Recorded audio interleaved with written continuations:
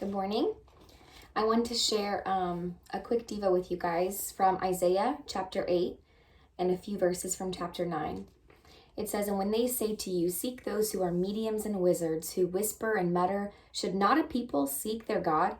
Should they seek the dead on behalf of the living?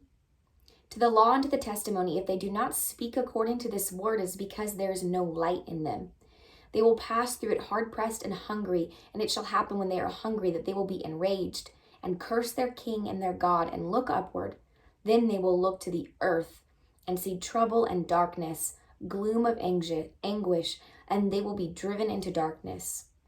Chapter 9, "Nevertheless, the gloom will not be upon her who is distressed. The people who walked in darkness have seen a great light. Those who dwelt in the land of the shadow of death, upon them a light has shined. You have multiplied the nation and increased its joy. They rejoice before you." And then we see the prophecy of Jesus' birth. "For unto us a child is born, unto us a son is given, and the government will be upon his shoulder, and his name will be called Wonderful, Counselor, Mighty God, Everlasting Father, Prince of Peace. Of the increase of his government and peace there will be no end." In the beginning of this reading, it says that the people will pass through these times hard-pressed and hungry. They will curse God. They will look to the earth. They will see all the trouble on earth. They'll see the darkness, and they will be driven into darkness. And so I read that as a depressed spirit. When we see darkness, we tend to be driven into that same spirit because we feel like maybe we're hopeless, we have nothing to look forward to. But it says, "The people who walked in darkness have seen a great light. Those who dwelt in the land of the shadow of death, upon them a light has shined." And then it goes into the prophecy of Jesus. That is our hope.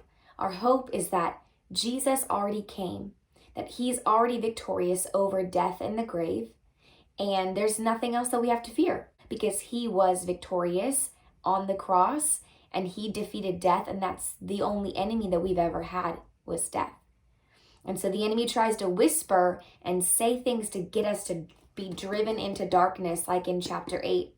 But we have a chapter 9. We have the hope of Jesus Christ, that he was born, that he lived a life that was blameless, and that he died on a cross to cover our sins, to make us the righteousness of Christ, and then resurrected so that we could be seated in heavenly places with him. So we have that hope.